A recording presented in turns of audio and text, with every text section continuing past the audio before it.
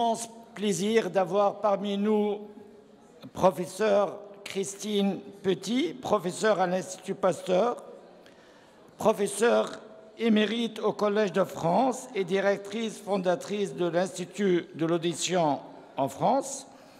Et sa conférence est intitulée « Audition, paroles et musique, comment les neurosciences éclairent les fondements du lien social ». Professeur Petit, vous avez la parole. Oui. Donc, professeur Christine Petit est généticienne et neurobiologiste. Elle est docteure en médecine, diplômée du CHU de la Pitié-Salpêtrière à Paris et docteur en biologie fondamentale, génétique et biochimie de la Faculté des sciences d'Orsay, Université Paris-Saclay. Elle débute ses travaux de recherche à l'Institut Pasteur en 1974 dans le laboratoire de François Jacob. Elle réalise 2 stages postdoctoraux, l'un au Centre de recherche moléculaire du GIF sur Yvette CNRS et l'autre à l'Institut d'immunologie de Bâle. En 2002, elle est élue professeure au Collège de France et occupe la chaire de génétique et physiologie cellulaire jusqu'en 2021. Elle dirige la création de l'Institut de l'audition et en assure la responsabilité jusqu'en 2021. Donc, professeur Petit va commencer sa conférence. Je vous prie d'occuper vos places et de faire le minimum de bruit. Allez-y, professeur. Allez-y, professeur Petit.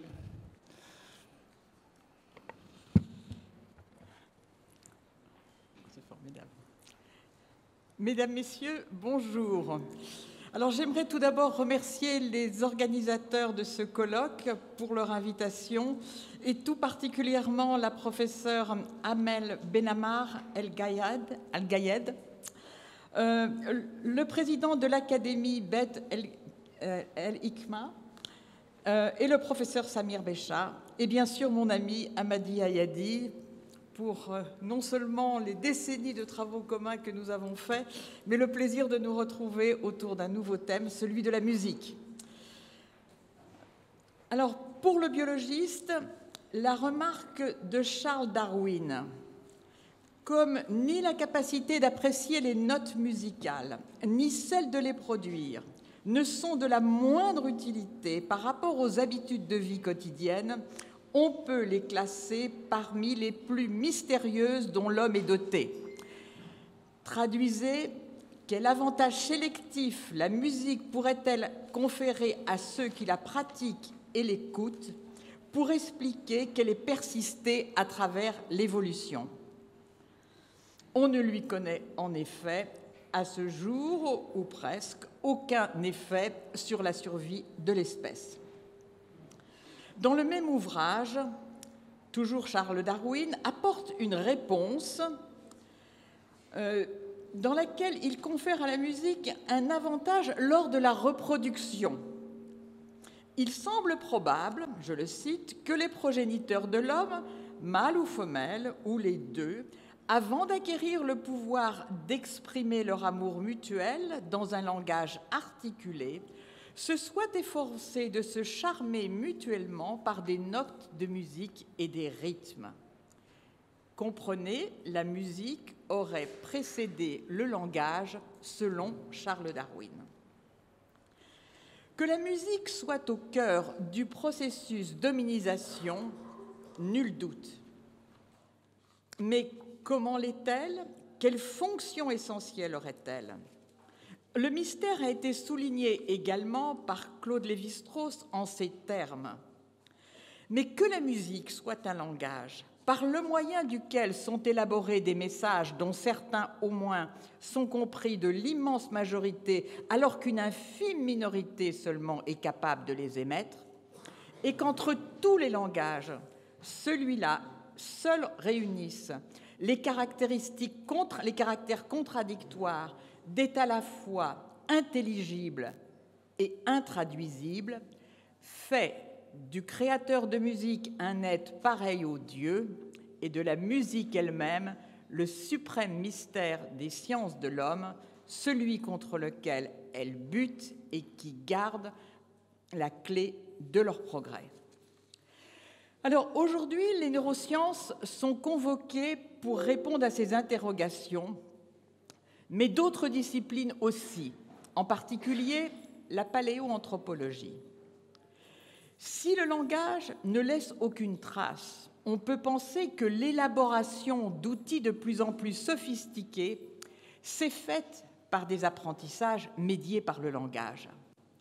Ceci nous renvoie au Paléolithique supérieur, où l'on trouve pour lequel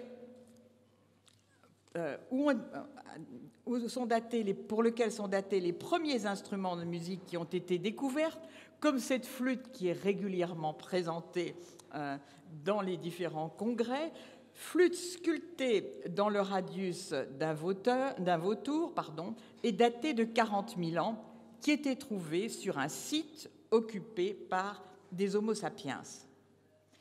Mais qui peut penser que les homos ne chantaient pas depuis longtemps, bien avant?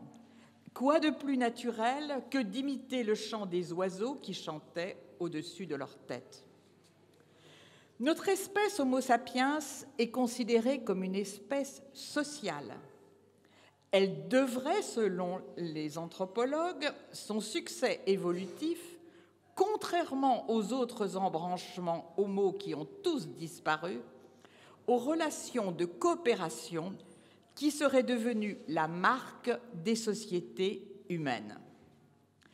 Pour certains anthropologues, ces relations étaient déjà présentes chez les australopithèques. Alors, si la musique contribue au lien social, on tient peut-être là une réponse à l'interrogation darwinienne. Alors, je vais successivement aborder les trois thèmes, l'audition, la parole, je ferai un petit détour par le langage, et la musique, c'est un peu ambitieux en une demi-heure. Je verrai peut-être à raccourcir certains aspects que j'avais initialement prévu de discuter. Alors, l'audition, parce que c'est à partir du langage oral à partir de l'audition que le langage, donc la parole et le langage et la musique ont émergé.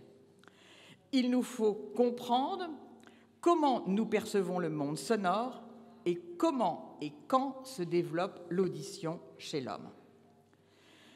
J'aurais pu choisir de discuter un peu plus le langage. J'en dirai cependant quelques mots, mais les mécanismes neurophysiologiques qui sous-tendent le langage sont encore trop peu connus, alors que la recherche sur la parole, à partir duquel donc le langage s'est formé, je n'oublie pas bien sûr le langage des signes, la langue des signes, connaît depuis peu des avancées importantes. Surtout, les méthodes expérimentales de la neurophysiologie pour aborder la neurophysiologie de la parole et de la musique sont proches. Enfin, bien sûr, je discuterai la musique et nous nous attarderons sur les avancées majeures de ces 2 dernières années, donc dans les 3 domaines susmentionnés. Dans ces domaines, et tout particulièrement dans celui de la musique, les avancées récentes se fondent sur un cadre théorique fort, générateur d'hypothèses testables, qui éclaire les fonctions mises en jeu lors de la musique. J'évoque et j'évoquerai le codage prédictif. Alors, l'audition. Chez les vertébrés, elle apparaît chez les requins, il y a 400 millions d'années. Initialement, c'est une audition dédiée à la perception des basses fréquences des sons graves. Puis, la gamme fréquentielle ne va cesser de s'élargir en relation avec les niches écologiques occupées par les différentes espèces. Chez l'homme, en détectant des fréquences allant de 20 Hz pour les sons les plus graves à 20 kHz pour les sons les plus aigus, elle nous offre une large fenêtre sur notre environnement. Et hormis les baleines et les dauphins, très peu d'espèces peuvent rivaliser avec l'homme sur ce point. Alors l'audition, c'est un sens mécanique. Ce système sensoriel répond aux vagues de pression que génère tout objet vibrant. Vagues qui se propagent dans un milieu élastique et pour nous autres animaux terrestres, dans l'air. La sensibilité de l'audition est extrême. La gamme de pression acoustique auquel elle répond s'étend sur 6 ordres de grandeur. Sa discrimination fréquentielle est très bonne. Elle peut atteindre 1 millième pour certaines fréquences, particulièrement chez les personnes jeunes. En revanche, la discrimination en intensité de notre système auditif est seulement de l'ordre de 10%. Tout ça est parfaitement très intéressant, mais j'ai passé sous silence la vraie singularité du système auditif. Elle se tient ailleurs, elle se tient dans la précision temporelle que ce sens peut atteindre. Alors, ceci me donne l'occasion de rappeler les contributions des physiciens. Ce sont eux qui ont apporté une contribution majeure à la caractérisation des performances du système auditif. Et c'est à Lord Rayleigh, un grand nom de la physique des ondes, que l'on doit la découverte de la précision temporelle de ce système. Il a fait cette découverte en s'interrogeant sur la façon dont on peut localiser les sources sonores dans l'espace. Et il a en particulier pu conclure que pour localiser une sonde qui n'est pas située dans le plan médian, qui s'en écarte, on crée un délai temporel dans l'arrivée du son à l'oreille droite versus l'oreille gauche, dont on sait maintenant qu'il est détecté par des détecteurs de coïncidence et qui est telle que la différence que le système peut déceler chez l'homme est de l'ordre de 20 microsecondes. Alors ça, le bon sens nous rend cette constatation très difficile. Pourquoi ? Parce qu'en biologie, on parle au mieux de millisecondes, mais pas de microsecondes. Eh bien, c'est un système que j'évoquais tout à l'heure, de détecteurs de coïncidence, qui permet ça. Et en fait, c'est le circuit cérébral le plus, au sein du système auditif, pour lequel l'avancée du déchiffrage du circuit est la plus avancée.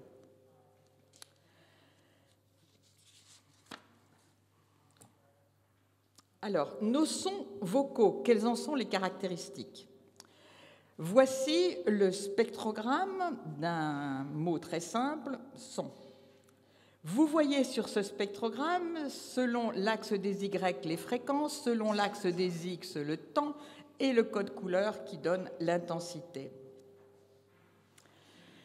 Alors, les consonnes sont caractérisées par un spectre fréquentiel qui est quasi continu, alors que les voyelles, elles, sont formées d'une suite d'harmoniques.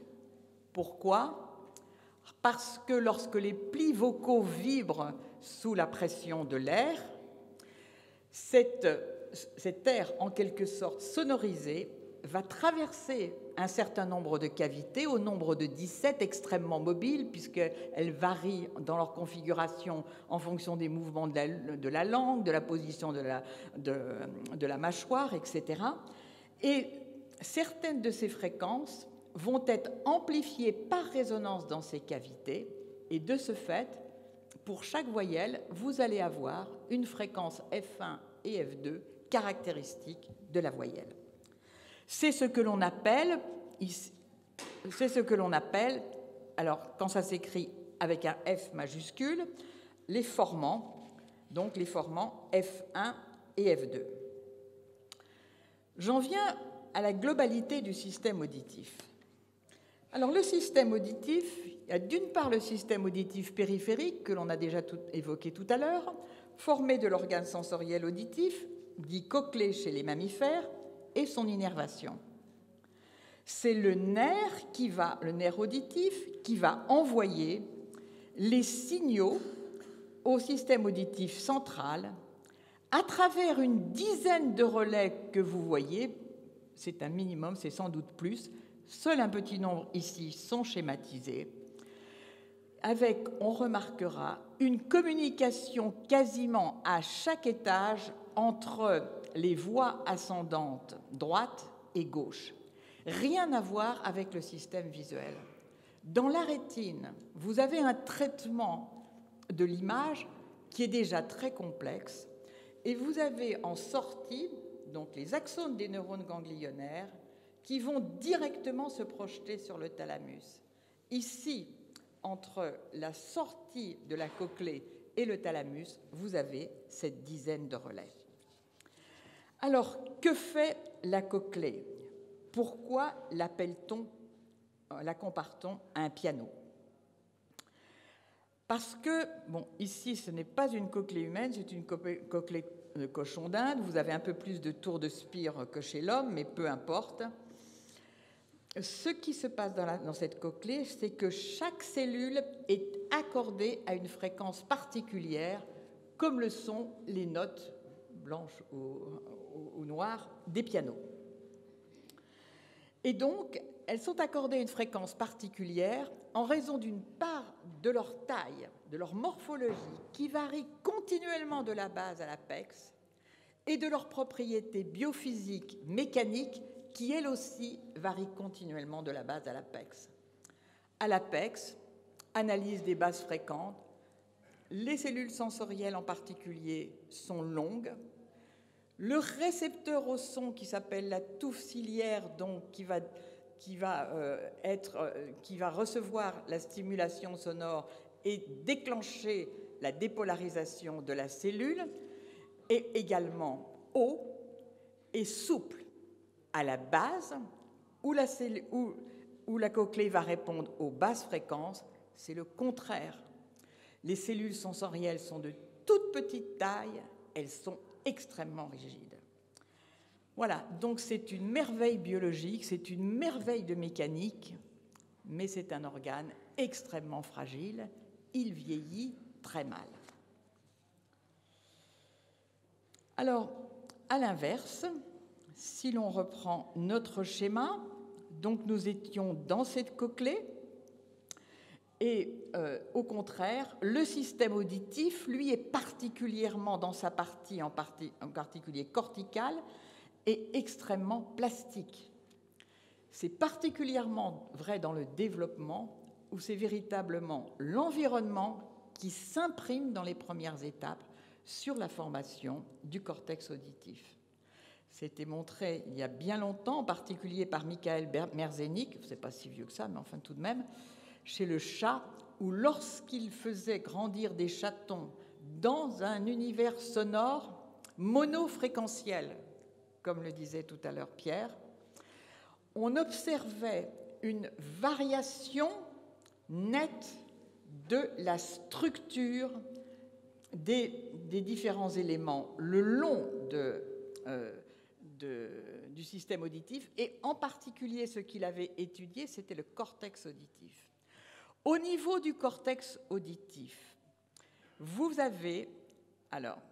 retrouvez ce que l'on appelle une carte fréquentielle, c'est-à-dire que les fréquences sont analysées en fonction de cette carte où vous avez, et ceci est vrai également au niveau de la cochlée, la carte est dans un premier temps générée au niveau de la cochlée, où les réponses en haute fréquence se font, comme je vous le disais, à la base de la cochlée et basse fréquence à l'apex. Eh bien, jusqu'au cortex auditif primaire, et j'y reviendrai, l'ensemble des paramètres qui sont extraits le sont dans le cadre de cette carte fréquentielle. Que se passe-t-il lorsque des chatons sont élevés dans un environnement sonore qui est extrêmement pauvre, une seule fréquence?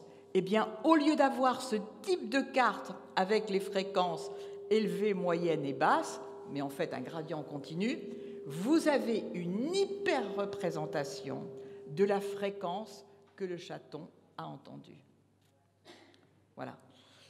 Donc, ceci est un premier point sur la connexion qui existe durant le développement entre l'environnement sonore et la façon dont le système auditif va être façonné. Alors maintenant, comment décodons-nous la parole? Alors, je vais aller assez rapidement pour dire la chose suivante. Il est maintenant bien établi que le décodage de la parole se fait principalement sur la variation d'intensité sonore en fonction du temps, beaucoup plus que sur la composition fréquentielle. On s'en est aperçu assez rapidement quand on a développé des vocodeurs, et ceci a été confirmé par l'implantation cochléaire. Ce qu'il faut injecter, c'est principalement la variation de l'intensité sonore en fonction du temps. Voilà, alors ça c'est un point tout à fait majeur. Nous savons bien sûr que la fréquence, par contre, est absolument indispensable pour tout ce qui est prosodie et bien sûr pour la musique.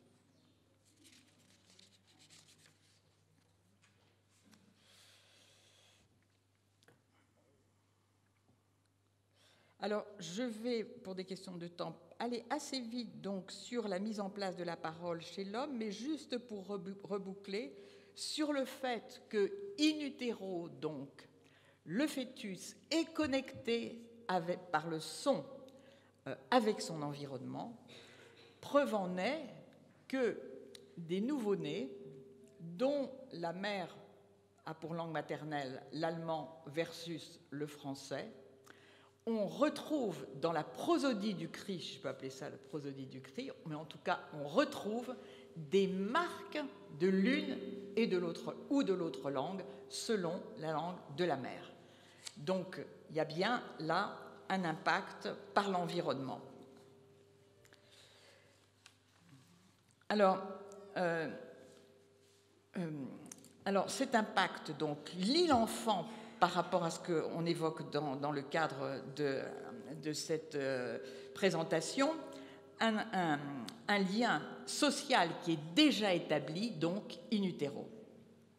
Quant à la surdité qui survient avec l'âge, elle est une illustration quotidienne de la rupture du lien social qu'elle produit. Les personnes qui deviennent malentendantes avec l'âge subissent un isolement social considérable, ainsi que leur famille, et on sait aujourd'hui que cet isolement social s'accompagne d'une atteinte des fonctions cognitives. C'est là un champ de recherche absolument considérable. Alors, je vais maintenant évoquer parole et langage. Alors, vous voyez ici vous entendez un bruit continu ou pas?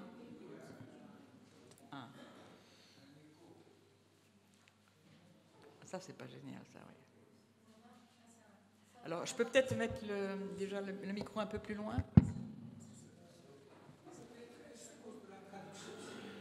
Ah, d'accord. Ah, vous croyez? D'accord. Oui, d'accord. Ah, d'accord. Bon. Alors, vous voyez ici un ensemble d'animaux qui ont des particularités. L'éléphant peut prononcer quelques mots. Ah, bon, inverse de ce que j'ai fait. Ce rat kangourou, les chauves-souris et bien sûr les oiseaux peuvent, alors c'est pas ils chantent, ils ne prononcent pas des mots, mais ils chantent. Juste pour rappel, on compte 8000 espèces d'oiseaux, 4000 sont dits oiseaux chanteurs parce qu'ils sont capables d'apprendre le chant.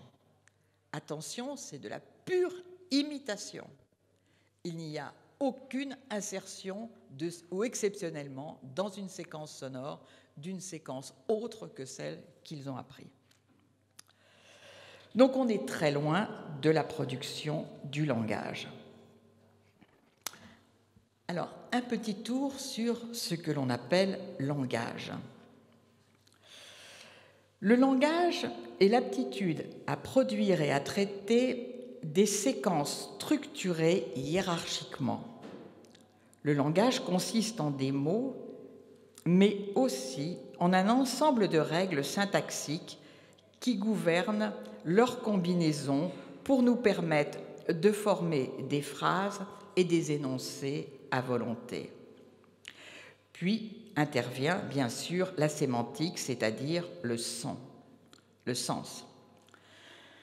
Le langage met en jeu donc une combinatoire hiérarchisée qui peut se décliner à l'infini.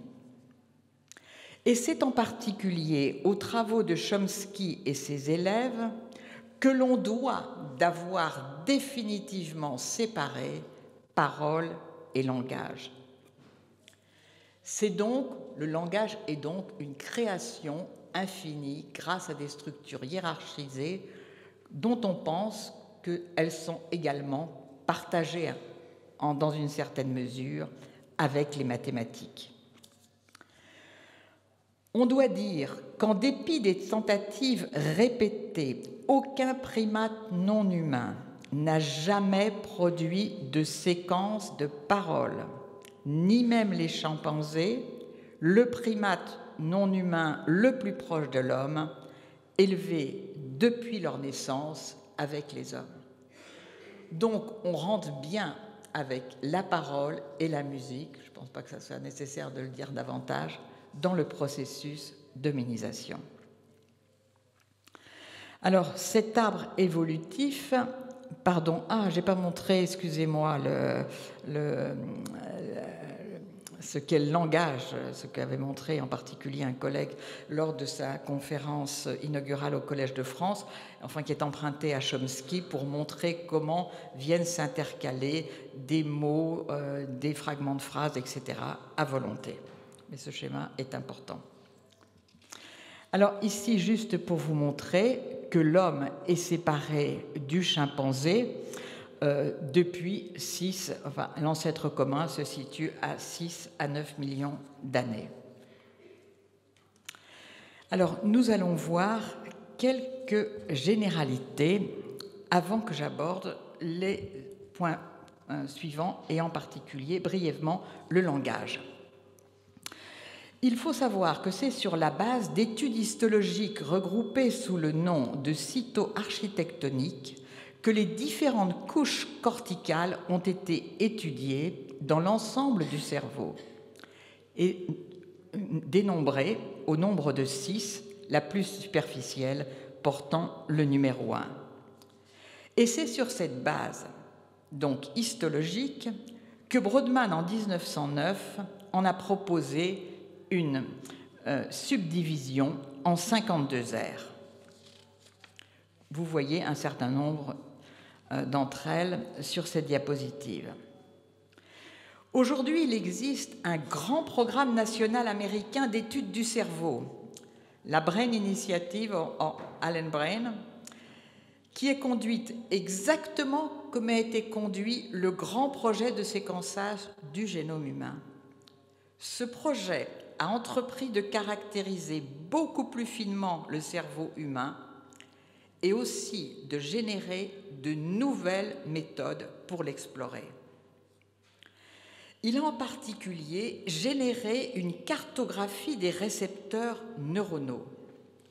C'est ce que vous voyez ici, dans différents récepteurs hybridés au niveau de l'aire 44, sur laquelle je vais revenir, l'aire de Brodmann qui a reçu le numéro 44. Alors, comment ceci est fait? Eh bien, sur une quantité de coupes cérébrales, c'est une quantité de coupes cérébrales qui sont hybridées avec un ligand radioactif. Et on obtient ainsi une cartographie fine, en particulier en quelque part fonctionnelle, puisqu'elle porte sur les récepteurs. Alors, tout naturellement, un certain nombre de personnes se sont dit « mais est-ce qu'on ne pourrait pas comprendre comment se met en place le langage fondé sur ces données ?» Eh bien, c'est grâce à ces données qu'une avancée majeure a été réalisé et que j'aimerais partager avec vous. Les aires de Brodmann impliquées dans le langage sont l'air 44 et 45. Initialement, l'air de Broca avait été identifié comme responsable de la prononciation de la parole, une incapacité à produire la parole, dont on pensait qu'elle était due à des défauts articulatoires. Mais comme souvent en sciences et en médecine, révision, on s'est rendu compte que l'analyse sémantique, le sens, était perturbé, ainsi que la syntaxe. L'aire de Broca est située dans le lobe frontal et elle envoie d'épais faisceaux, et elle reçoit d'épais faisceaux surtout, qui viennent du cortex auditif. Alors on a tout d'abord montré que la maturation de ces faisceaux était strictement parallèle à l'acquisition du langage. Puis ensuite de ça, par imagerie fonctionnelle, couplée donc à cette anatomie, on s'est aperçu qu'il y avait au sein de l'air 44 chez l'homme une certaine hétérogénéité. Cette hétérogénéité, elle a pu être rapportée à un événement qui s'est passé entre les singes et l'homme et qui a en quelque sorte étendu vers l'avant cette aire de Brodmann, séparant une partie postérieure d'une partie antérieure. Or, il se trouve que l'on sait aujourd'hui, par imagerie fonctionnelle, que c'est à cette extension antérieure, c'est dans cette extension antérieure que se situe le traitement de la syntaxe et le traitement sémantique en partie. Le traitement sémantique est aussi dispersé dans d'autres parties cérébrales, d'autres régions cérébrales. Donc on voit là qu'on a affaire à un événement évolutif majeur. Et on peut se poser la question, va-t-on le retrouver pour la parole? Va-t-on le retrouver pour la musique? Mais à partir de quoi? Alors, je vais maintenant discuter. Alors, si j'aimerais quand même partager avec vous cette projection sur l'ère 44 que j'évoquais tout à l'heure, humaine, en pointillé de celle du chimpanzé.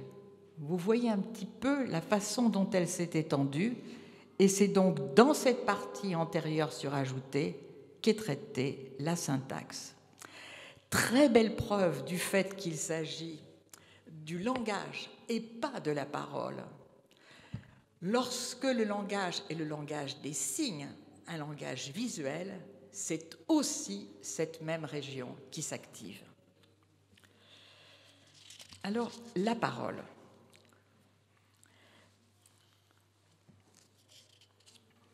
Alors, tout d'abord, j'aurais besoin de présenter, nous sommes vraiment dans les neurosciences, c'est-à-dire que nous sommes dans des aspects très analytiques, la façon dont est exploré le cerveau pour tenter, comme je l'avais mentionné dans les questions, d'identifier des régions, des patchs en anglais, où se trouvent des cellules dont l'activité est dédiée à une perception particulière.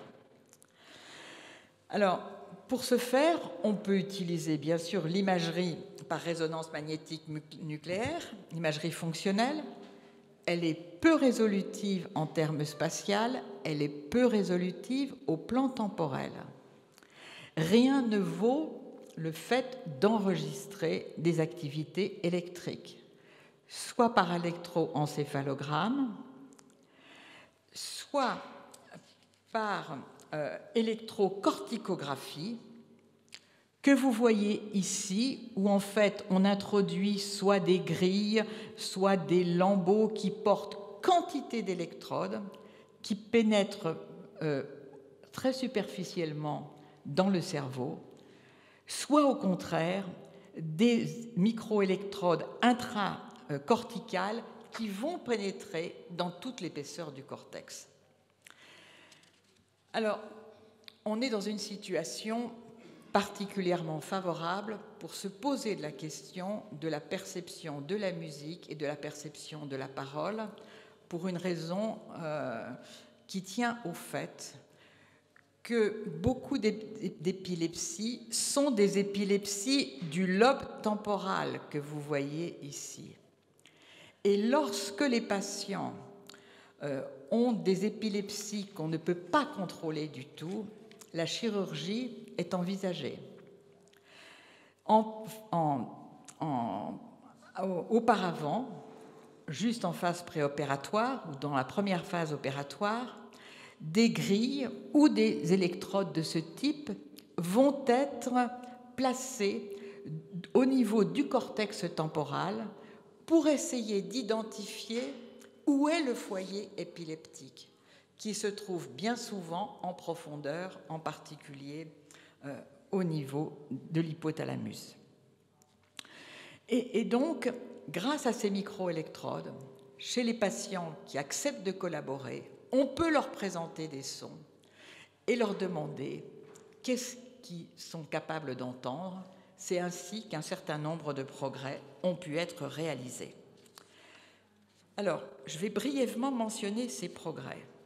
En ce qui concerne la parole, ce qui a été montré par Edward Chang, c'est le fait qu'en bordure du cortex auditif primaire, là où arrive toute l'information venue de la périphérie, il existe une région dite gyrus temporal supérieur où se trouvent les aires secondaires et que dans ces aires, on peut détecter des neurones qui opèrent les transitions entre les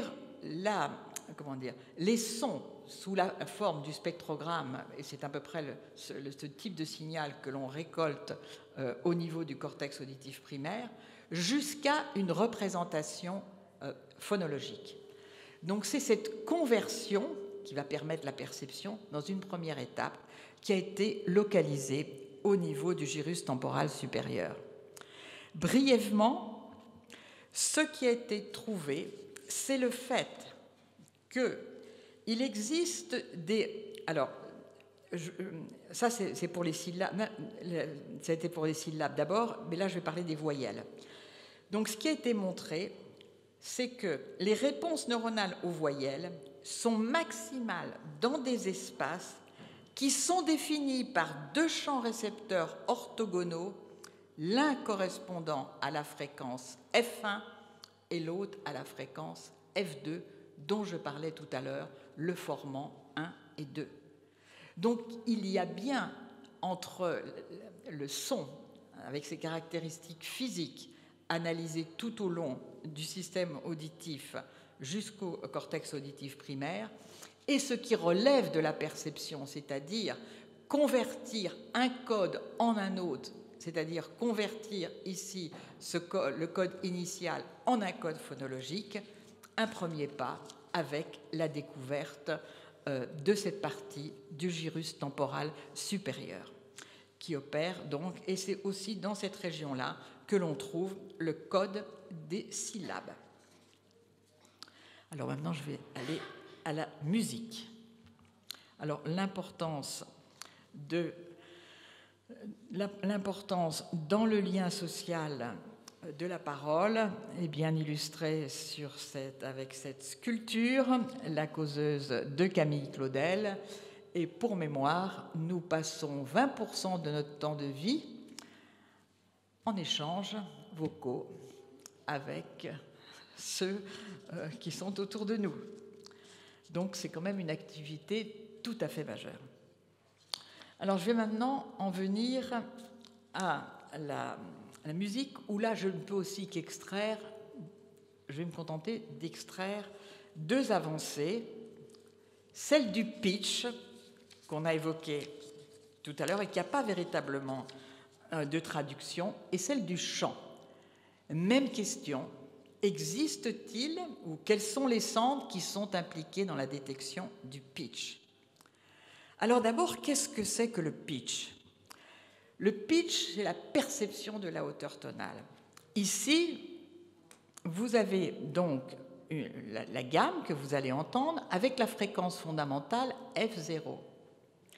Et puis, sont ajoutés un certain nombre d'harmoniques, et vous allez voir que c'est quand on ajoute des harmoniques que les notes prennent de la couleur. Et ensuite de ça, on va se poser la question d'enlever un certain nombre de ces harmoniques, et oui ou non, peut-on toujours déceler cette gamme? Alors, je vous laisse écouter. Alors,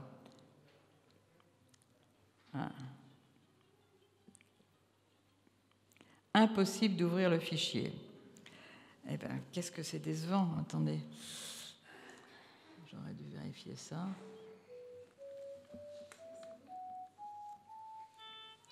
Là, il y a des harmoniques.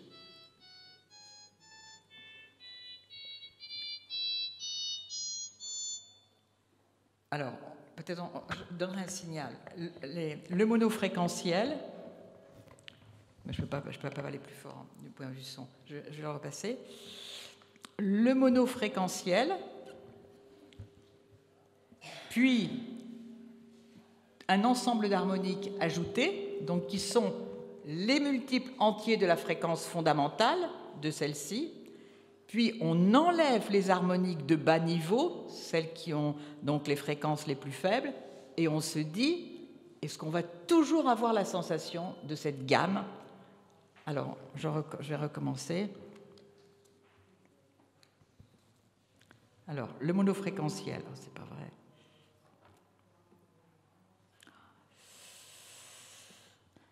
Qu'est-ce que j'ai fait tout à l'heure? Je ne sais pas ce qui fait que ça fonctionne ou pas. Non. Eh bien, je ne vais pas pouvoir commencer. Impossible. Bon.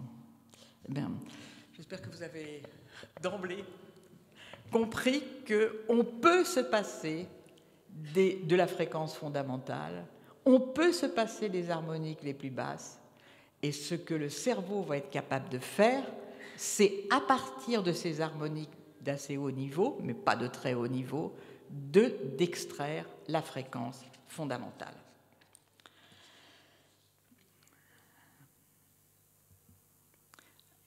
Alors nous allons aller donc sur cette notion de pitch qui interroge depuis longtemps.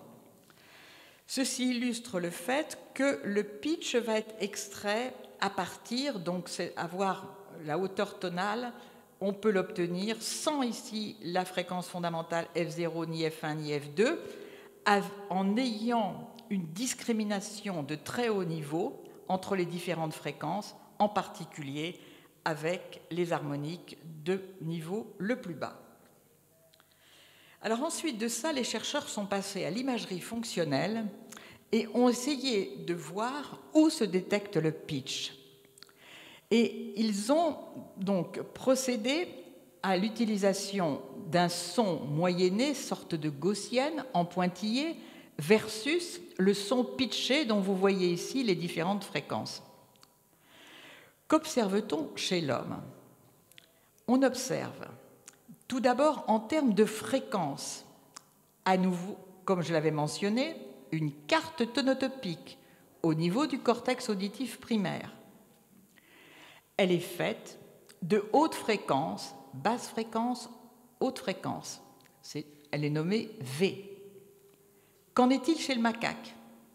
Eh bien, déjà, la carte fréquentielle n'est pas la même. Ce sont deux cartes, haute-basse fréquence, haute-basse fréquence. Après, ceci donc représente ce qui se passe chez les différents individus. Puis ensuite de ça, on va comparer la réponse au son harmonique versus du bruit. Chez l'homme, vous voyez en particulier que l'on a une détection donc, qui se situe en proximité et tout particulièrement au niveau des basses fréquences, mais pas seulement, mais principalement au niveau des basses fréquences. Les macaques sont soumis à l'écoute des mêmes sons. Eh bien là, il n'y a aucune extraction du pitch. sont soulignées les hautes fréquences et au milieu les basses fréquences, il ne se passe aucune détection de pitch. Par conséquent, on peut mesurer la distance qu'il y a entre la perception de la fréquence et la perception surtout de ce qui va faire la musique, le pitch que l'on retrouve au niveau de la parole, entre l'homme et le singe. Alors, ensuite, tout ça, il y a un certain nombre de contrôles qui sont faits à chaque fois, hein, voilà.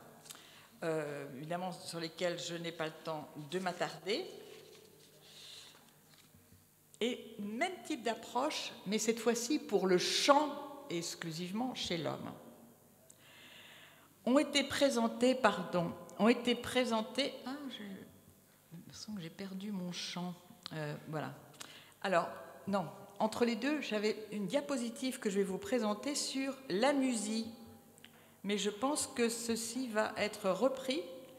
Mais une fois que l'on sait où sont les centres du pitch, on peut se dire, la musique, puisqu'il y a un problème de détection de la hauteur tonale, y a-t-il des anomalies dans ces centres du pitch? Eh bien, il n'y en a pas. Et aujourd'hui, en réalité, ce qui est très intéressant, mais peut-être d'autres vont l'évoquer, c'est que ce qui a été classé comme une inaptitude à déceler la hauteur tonale est en fait beaucoup plus un problème de mémorisation que de toute autre chose. C'est-à-dire que si vous laissez ces individus écouter suffisamment longtemps une séquence sonore, ils vont la mémoriser. Et ceci va gommer l'incapacité à détecter la hauteur tonale. Donc on voit directement les applications de l'identification de ces centres, y compris dans le cadre de pathologie, si on peut parler de pathologie. Alors, le chant. Il s'agit d'une autre étude qui s'est posé la question, toujours la même chose. Le cerveau, il existe des patchs. Alors si je vous dis que le cerveau est fait de patchs, aussitôt on va me dire « et les connexions ». C'est une évidence, les patchs doivent se parler. Et on n'a pas évoqué encore la contribution de l'imagerie par tenseur de diffusion, qui est absolument essentielle et qui montre en particulier d'ailleurs des anomalies chez les individus qui ont l'oreille absolue. Donc voilà, il faut avoir les éléments de patch, mais ensuite de ça, il faut les faire dialoguer. Et quand je parle de patch, il s'en est créé dans l'évolution. Par exemple, la reconnaissance des mots vus, c'est un patch qui s'est généré dans le processus d'hominisation tardif. Hein. Voilà. Alors, le chant, c'est pareil. On a pu lui attribuer une région.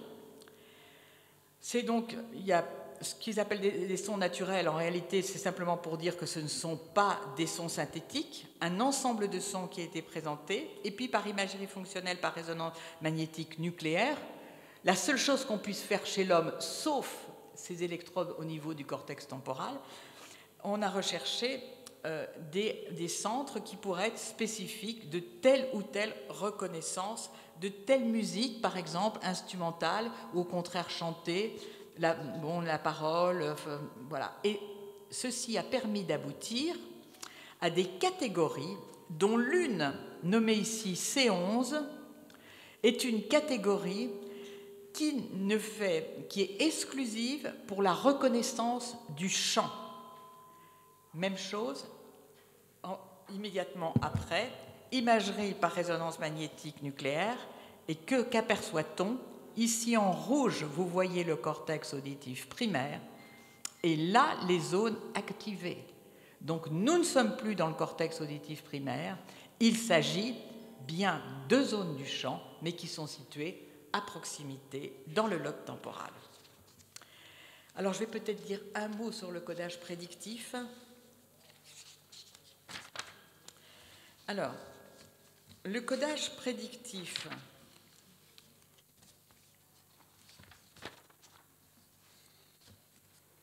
Alors, le codage prédictif, en fait, correspond à un cadre théorique général de la fonction du cortex, selon lequel le cerveau effectue constamment et à tous les niveaux de sa hiérarchie des inférences de nature statistique, des inférences bayésiennes, par lesquelles s'établissent des représentations internes des objets sensoriels perçus et même des objets dont nous anticipons la présence.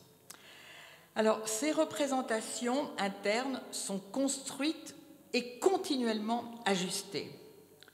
On peut aussi dire qu'elles sont optimisées au sein d'un éventail de représentations possibles comme étant plausibles compte tenu des caractéristiques neuronales qu'a évoquées obtenues par la réponse à l'exposition au stimulus.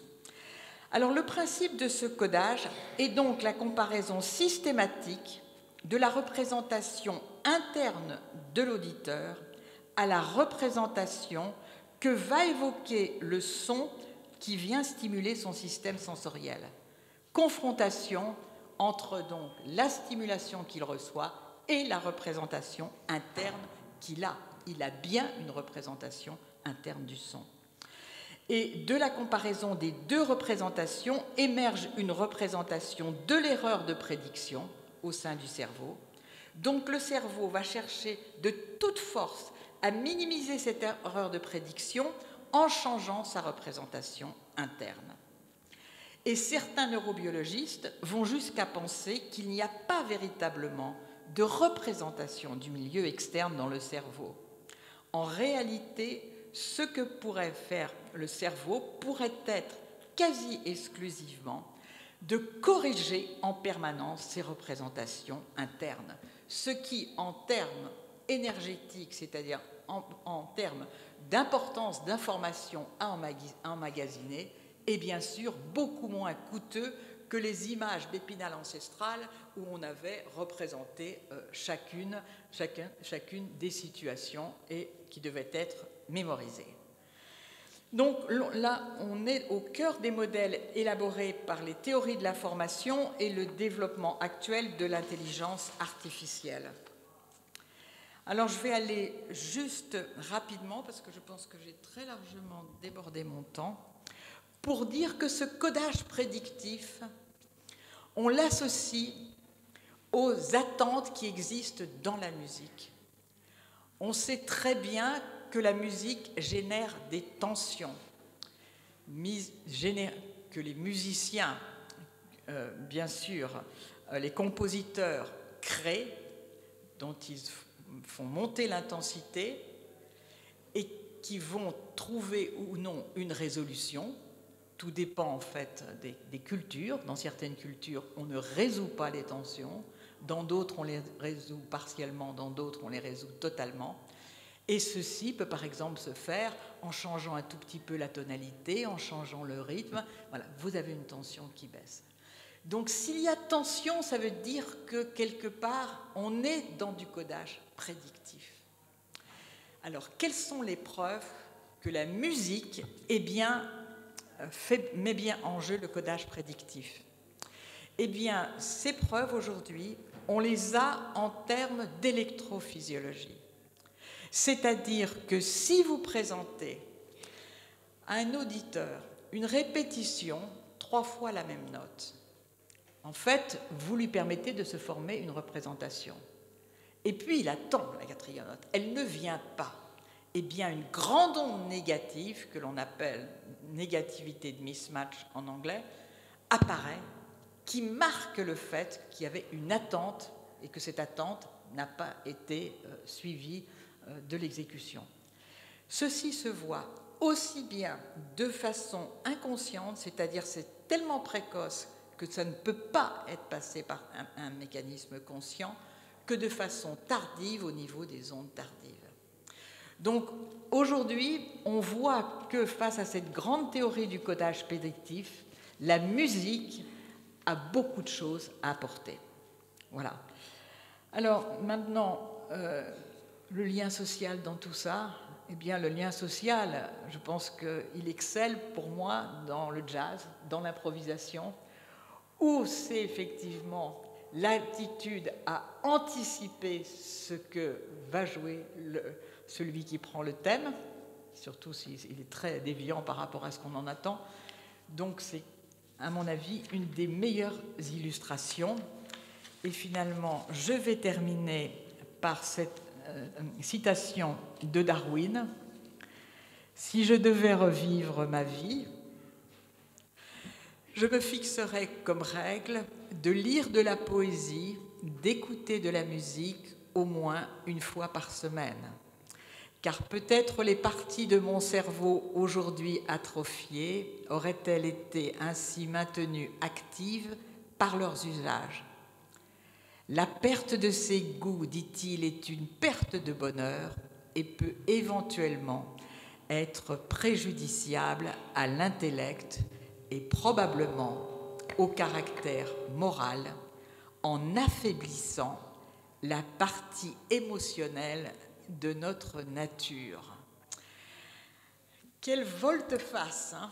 C'est pas volte-face, mais disons quelle ouverture sur un autre monde, hein, que celui de la sélection qui a largement guidé beaucoup de choix dans nos sociétés.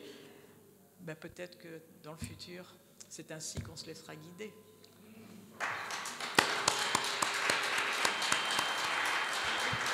Merci beaucoup.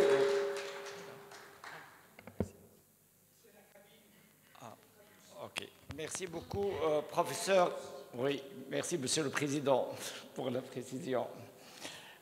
Merci, professeur Petit, pour la qualité de cette conférence et son haut niveau, bien sûr, et énormément d'informations.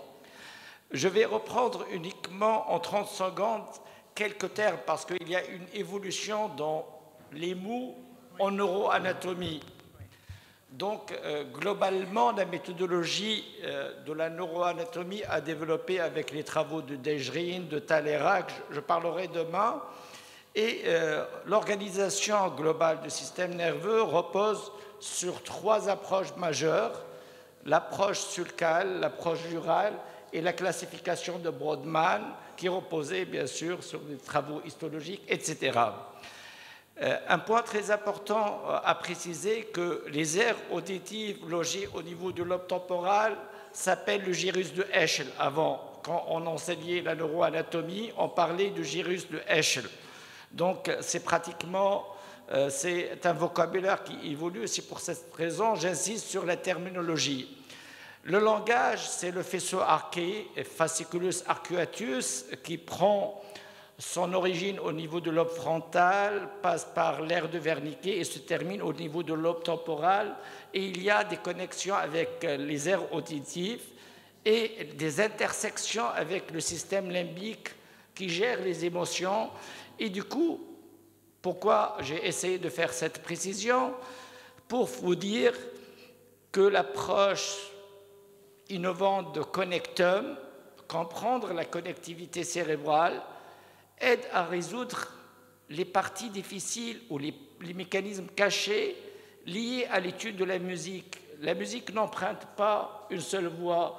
Dans les problèmes, les pathologies nerveuses, sensorielles ou anatomiques, on connaît les faisceaux. Un faisceau fronto-occipital, le faisceau alciné, les faisceaux en E. Et les lésions, on arrive un peu à les délimiter. Mais avec la musique, on a l'emballement du cerveau. Et l'emballement du cerveau, et je parlerai demain sur le frisson musical, ça engage énormément de mécanismes, de faisceaux, etc. Et du coup, il y a un proverbe en anglais qui dit « si le cerveau est très simple à étudier, c'est très simple de ne pas arriver parce que c'est compliqué. » Donc, avec cette approche pluridisciplinaire, on doit essayer de bien simplifier la méthodologie de travail avec les termes qui sont très difficiles. Déjà, entre nous, biologistes, et en neurosciences, il y a l'ancien vocabulaire et le nouveau, et après, il y a les mécanismes. Merci encore une fois, et on ouvre le débat pour 2-3 questions. Allez-y, professeur Brammer.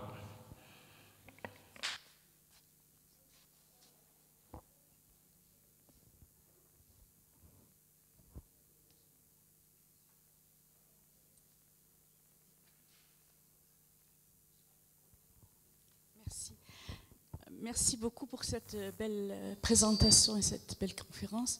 Moi, je vais poser une question. On a souvent comparé le système immunitaire au système nerveux pour leur capacité d'adaptation. Mais en tant qu'immunologiste et pour faire un clin d'œil à ma chère amie Fatma Fennira et à Pierre Legrain qui ont commencé leur carrière en travaillant sur l'idiotypie, le système immunitaire disait il est en équilibre avec lui-même et la diversité des sites de reconnaissance se suffisent à elle-même parce qu'ils se reconnaissent les uns les autres. Et qu'en fait, tout ce qu'on a dans le système extérieur, on a l'image du monde extérieur dans le système immunitaire. Et qu'en fin de compte, une réponse contre un antigène extérieur ne fait que déséquilibrer momentanément ce système qui est en équilibre entre lui-même, puisque nous avons tous les éléments ou de la représentation du monde extérieur à l'intérieur du système immunitaire. Est-ce qu'on peut imaginer la même chose avec des connexions ou autre chose, mais à part des interactions antigènes-anticorps ou des interactions de type idiotypique?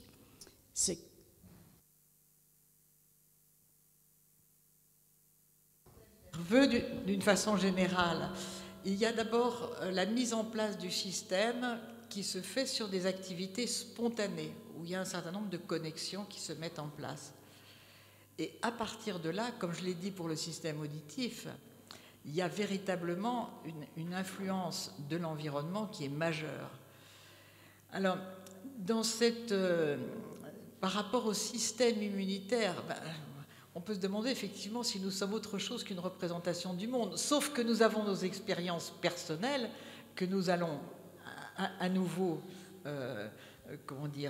construire et qui vont à nouveau former des empreintes sur les connaissances antérieures.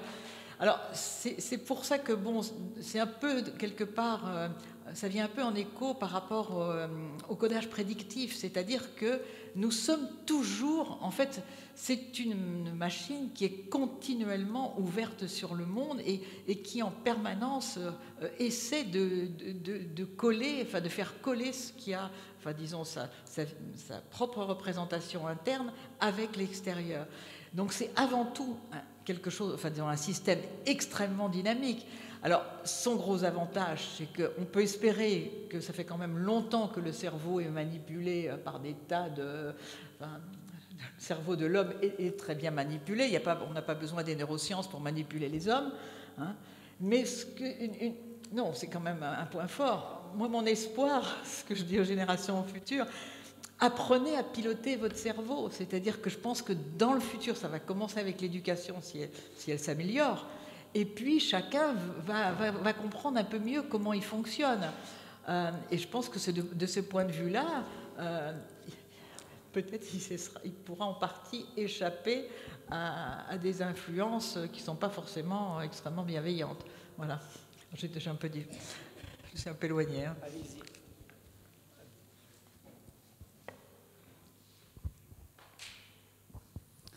Bonjour à tous, merci pour la présentation. Neder Michrki, je suis docteur en sciences des techniques de l'information et de la communication, donc je viens du domaine technologique et je travaille beaucoup sur le traitement de signal audio et l'intelligence artificielle. Donc je travaille avec de neurones artificiels. Ouais.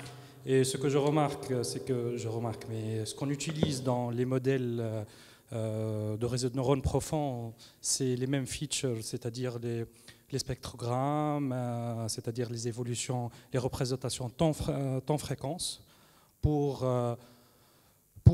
par exemple, le speech-to-text pour arriver à écrire le texte à partir de la parole ou pour représenter les mêmes mécanismes que fait l'oreille. Et actuellement, on travaille beaucoup sur le vieillissement de l'appareil auditif et les modèles mathématiques derrière. C'est-à-dire, j'ai travaillé beaucoup avec les modèles de Glassberg et Moore sur le vieillissement de Cochlée et les modèles psychoacoustiques derrière pour un petit peu prédire ou ou estimer, calculer l'excitation pattern à travers les pertes de cellules ciliées externes et internes. Donc on a des modèles physiques, on travaille avec des modèles qui vont un petit peu simuler ce qui se passe dans l'oreille interne. Et donc ma question qui est plus orientée, question un petit peu, si vous avez une réponse à ça, c'est-à-dire comment ce vieillissement de l'appareil auditif, il y a un vieillissement naturel même, il y a une perte auditive naturelle en fonction de l'âge qui s'opère, comment elle affecte un petit peu la perception de la musique? Est-ce qu'on apprécie plus certains types de musique qu'un autre, ou est-ce que le musicien va changer sa manière de faire de la musique en fonction de l'âge? Est-ce que c'est à cause de ces pertes-là, du modification de son système auditif en fonction de l'âge?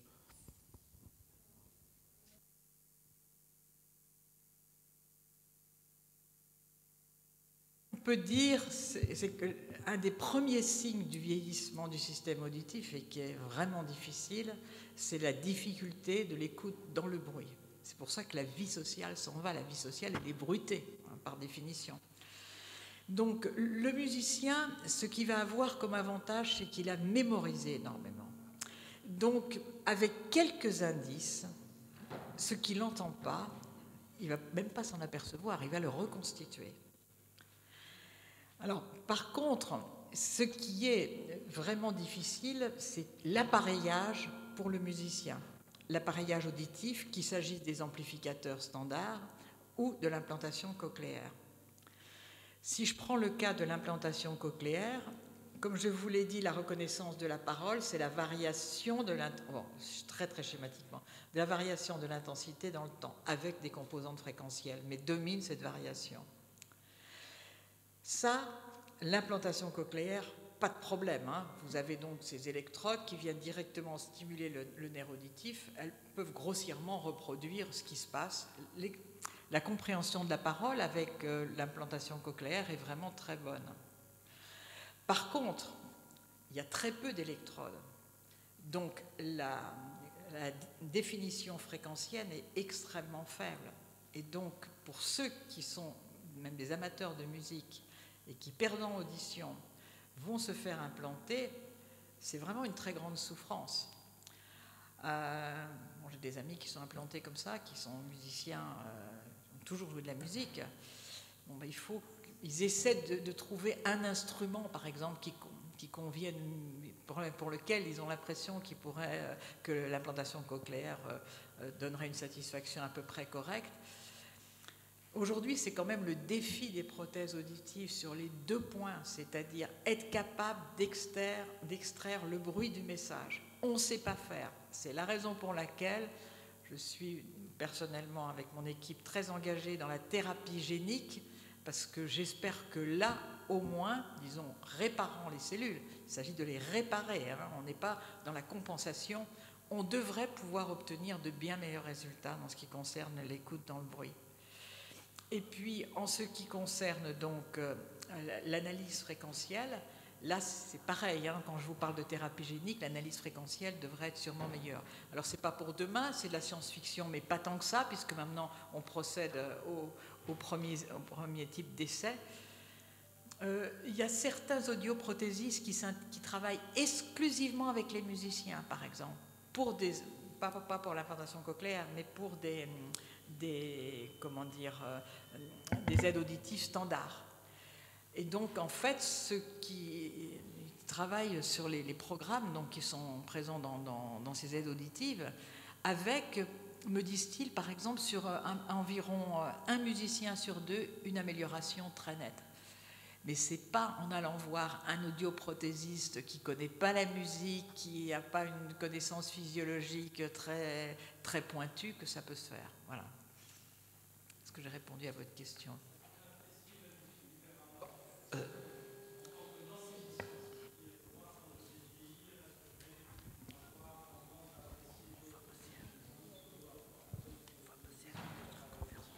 Comment ? D'accord. est-ce que quand vous... Excusez-moi parce que je me parlé en même temps. Est-ce que quand vous allez vieillir, qu'est-ce qui va se passer? Est-ce que les aides auditives vont être valables? Non, la majorité des gens ne vont pas s'apparaître quand ils vieillissent. Il y a une perte auditive, il y a un changement de... l'appareil auditif va changer d'une manière naturelle. Oui. Est-ce que ça a un impact sur mon appréciation de la musique ou le type de musique que je vais écouter? Oui, alors je vous ai dit, vous allez combler, si vous avez une très bonne connaissance musicale, par la mémoire, alors que pour la parole, ça ne peut pas se faire. D'accord. Hein? Ok, on va passer...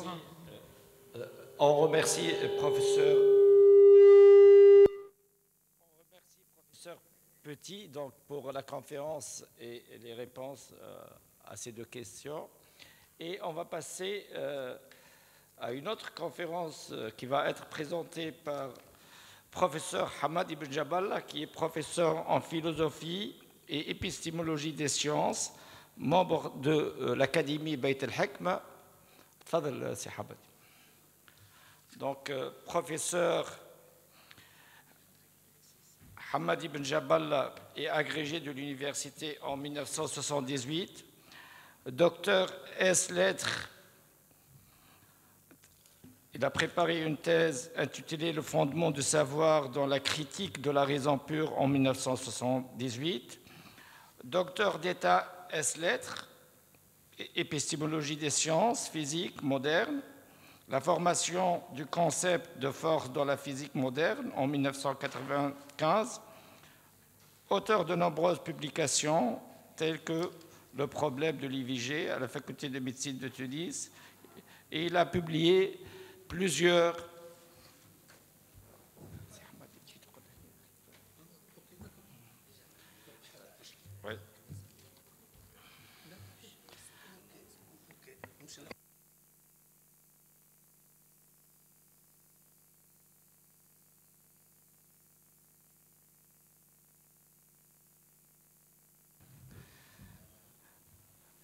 Donc, vous avez la parole, professeur Benjaballah. Merci beaucoup.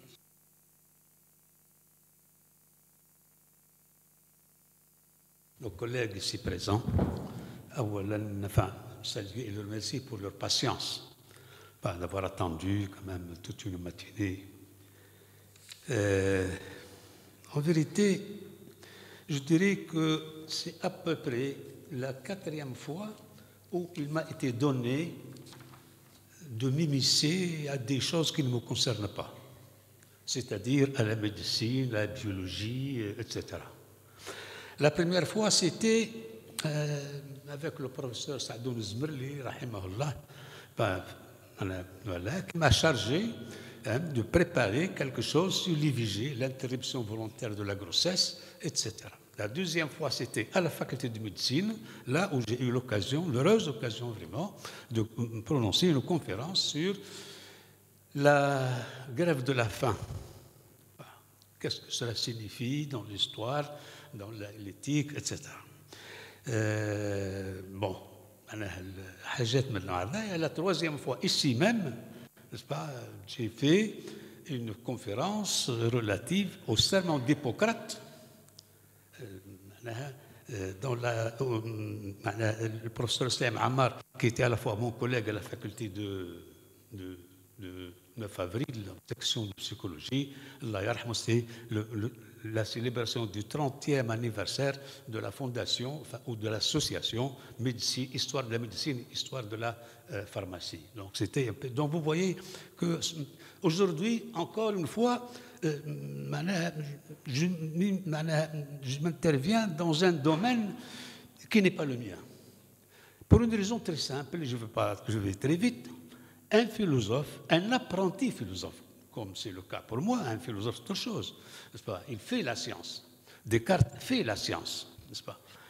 Mais un apprenti philosophe ne peut vraiment être utile à soi et aux autres qu'en apprenant, qu'en s'ouvrant sur d'autres disciplines que la sienne. La philosophie ne peut vivre qu'en s'ouvrant sur ce que n'est pas la philosophie, soit la littérature, soit les sciences physiques, etc. C'est pourquoi j'ai fait ma thèse d'État à la Sorbonne sur la formation du concept de force dans la physique moderne, c'est-à-dire là, vous avez Lagrange, etc. Vous le connaissez mieux que moi, là, le concept de force, et je crois que c'était un exercice magnifique qui m'a permis quand même de mieux reprendre mon Immanuel Kant et la critique de la raison pure, qui était en quelque sorte, et qui est encore, un commentaire philosophique des Principia Mathematica Philosophiae Naturalis de Isaac Newton. Pourquoi? Non, je ne suis pas tout à fait étranger si nous considérons la chose du point de vue de l'ambition, du point de vue des perspectives. C'est pourquoi aujourd'hui, je risque, mon intervention se divise en 3 parties.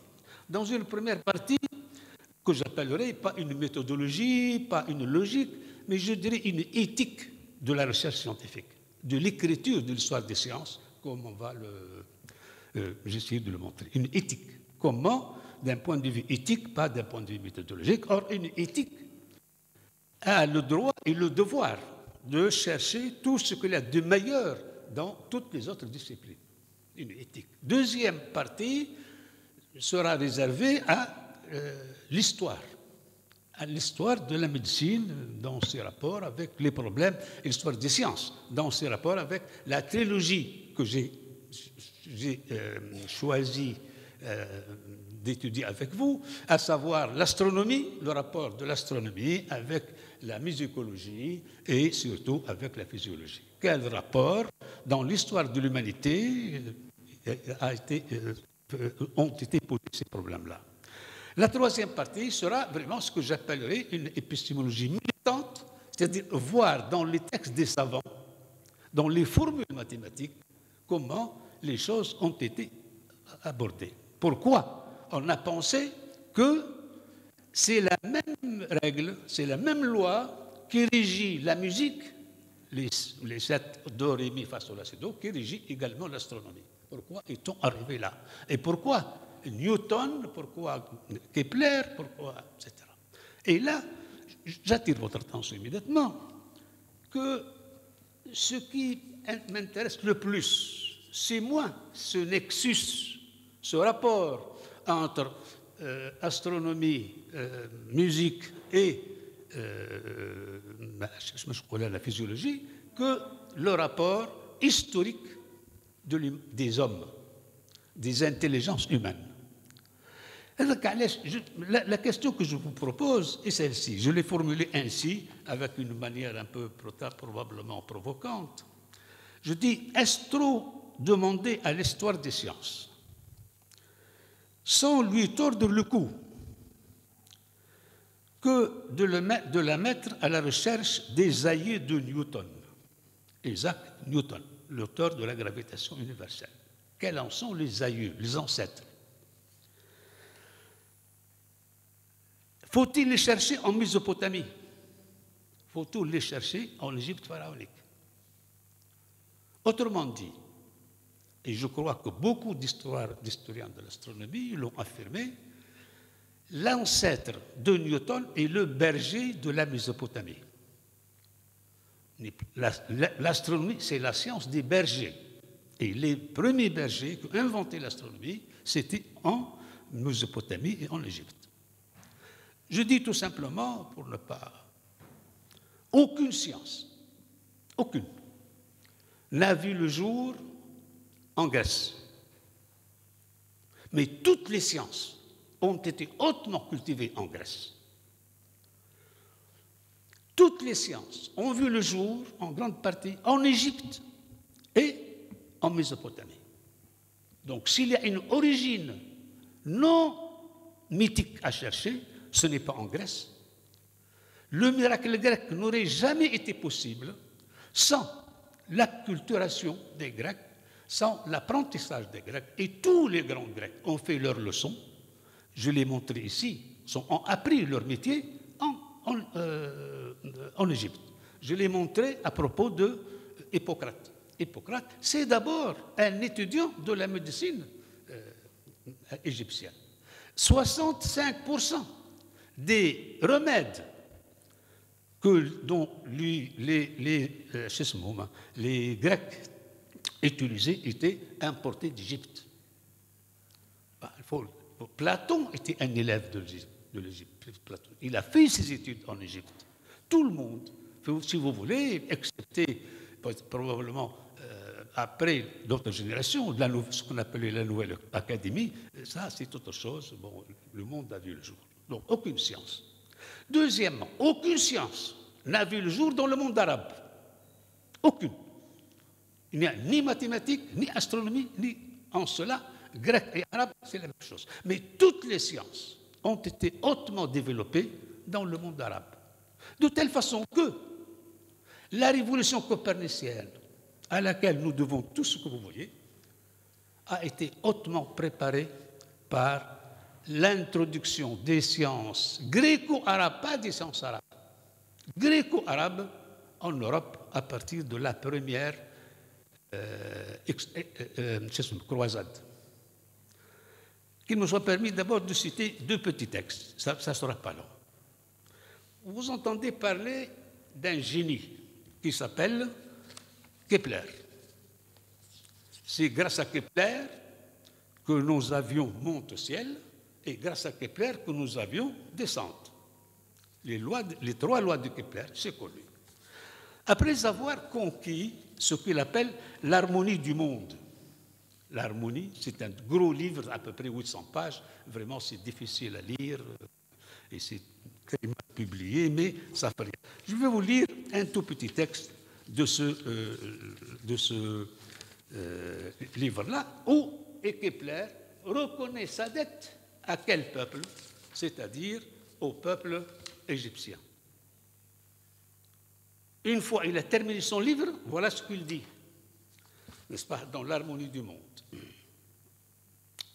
Ayant perçu, les premières lueurs de l'aube, il y a 18 mois, la lumière du jour, il y a 3 mois, mais il y a quelques jours seulement le grand soleil de la vision la plus merveilleuse. À présent, rien ne me retiendra. C'est-à-dire maintenant, mon œuvre est faite. Et voilà, vous pouvez la lire. Rien ne me... Il va avouer. Qu'est-ce qu'il va? Oui, je m'abandonne au délire sacré. Vous savez, le délire sacré, c'est une expression de Platon. C'est comme la prophétie est un délire sacré. Bon, ça vient de Dieu. Voilà. C'est comme l'épilepsie. L'épilepsie chez Hippocrate, c'est une maladie sacrée. Il y a tout un livre d'Hippocrate sur ça.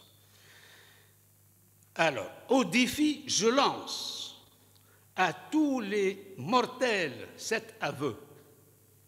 Lâche-nous l'aveu. J'ai dérobé les veaux d'or des Égyptiens. J'ai dérobé les veaux des Égyptiens, les vases d'or des Égyptiens, pour en faire un tabernacle pour mon Dieu. Autrement dit, il va théologiser, il l'a fait, n'est-ce pas, la science des anciens. Maintenant, c'est grâce aux Égyptiens qu'il a fait ça, et il le dit, c'est pas moi qui le dis, et c'est un aveu qu'il a caché, et là, il doit...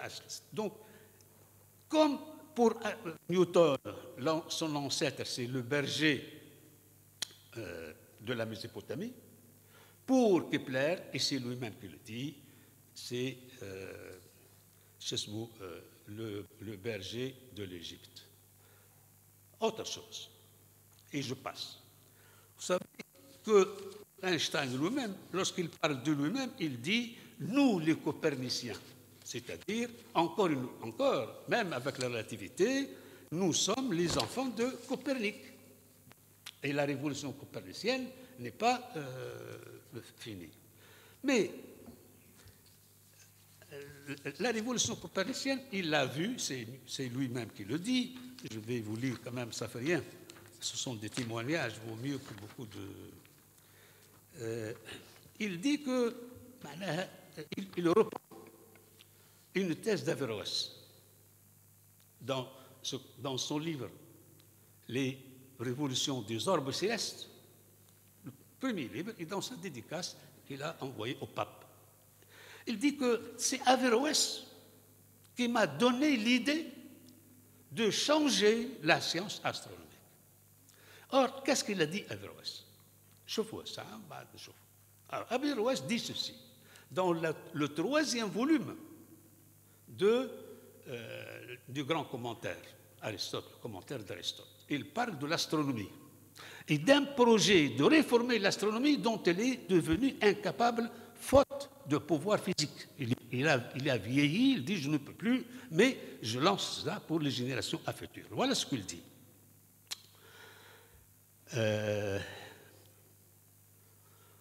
وقد كنت في شبابي, au moment où j'étais jeune, n'est-ce pas? Je rêvais, أؤمل أن يتم لي هذا الفحص. يعني je rêvais de reprendre la théorie de Ptolémée, la théorie astronomique de Ptolémée. وأما في شيخوختي, alors qu'aujourd'hui je suis vieux, je suis incapable de le faire. Mais, et c'est là l'essentiel, c'est que la science de Ptolémée n'est pas une science. Il faut tout refaire. n'est-ce pas? يعني فإن علم الهيئة في وقتنا هذا, علم الهيئة, je dirais la cosmographie, tout simplement, par la cosmographie, ليس منه شيء موجود. Il n'y a rien de tout cela. C'est vrai, il y a cette science, mais ce n'est pas une science. أشنو يمل؟ وإنما الهيئة الموجودة, la cosmographie actuelle n'est qu'un procédé de calcul, de prévision. Autrement dit, ce que les Américains appellent aujourd'hui, tout simplement, des phénomènes. Un calcul des phénomènes. Or, nous voulons une science qui nous dit l'essence même du monde, l'être même du monde. Et vous savez, là, c'est Copernic qui reprend et qui cite ce texte. Donc, cela signifie, parce que Ibn Rushd, ce texte a été écrit en arabe, bien sûr, mais traduit en latin. Et Ibn Rushd, Copernic l'a vu en latin. Je vais, si vous me permettez, je trouve le texte, le témoignage de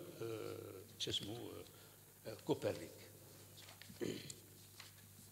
Alors, Copernic dit, alors tout cela pour comprendre quand même comment va être lié le problème de l'astronomie,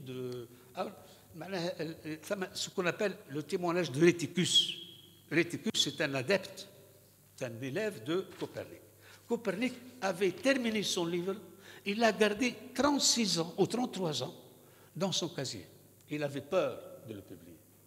En attendant l'approche de son heure, il l'a publié et le jour où il a reçu ce livre, il est mort. Et il savait qu'est-ce qu'il attendait. Et celui qui va payer les frais, ce n'est pas Copernic qui est mort, celui qui va payer les frais, c'est Galilée. N'est-ce pas? C'est Galilée qui a repris Copernic, etc. Donc là, il dit que Averroès, qui est un maître inégalable en cette matière, n'est-ce pas, pose que cette science n'est pas une science, c'est une simple technologie. Alors il va falloir reformuler l'astronomie et il va faire cette révolution astronomique. Par conséquent, je dis que si je marche comme ça, je prends, et c'est le troisième cas, donc le premier c'est Kepler, le deuxième c'est Copernic, un grand philosophe français. Vous savez, la France en a deux, les philosophes, pas beaucoup. Il a d'excellents professeurs de philosophie, certains, n'est-ce pas, et ce sont mes maîtres, et ce sont mes professeurs qui m'ont toujours été utiles, que j'honore, mais les philosophes, il en a deux, René Descartes et Auguste Comte. Le reste, ce sont des bons professeurs, c'est tout. Bon. Or, Auguste Comte s'est posé une question simple. Comment expliquer la Révolution française? Pourquoi la France a eu l'audace de faire une révolution? Il a écrit à peu près sur ce problème-là, il a étudié dans 3 ou 4 livres. À chaque fois, il repose la question. Et il répond dans un livre qui s'appelle « Sommaire, appréciation de l'ensemble du passé moderne ». Un autre livre qui s'appelle « L'ensemble des travaux scientifiques pour réformer la société ».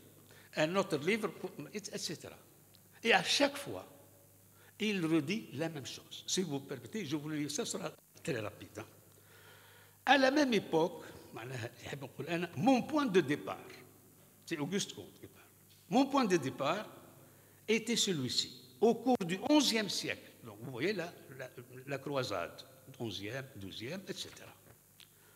Le système féodal et théologique s'est définitivement constitué quant au pouvoir temporel et spirituel.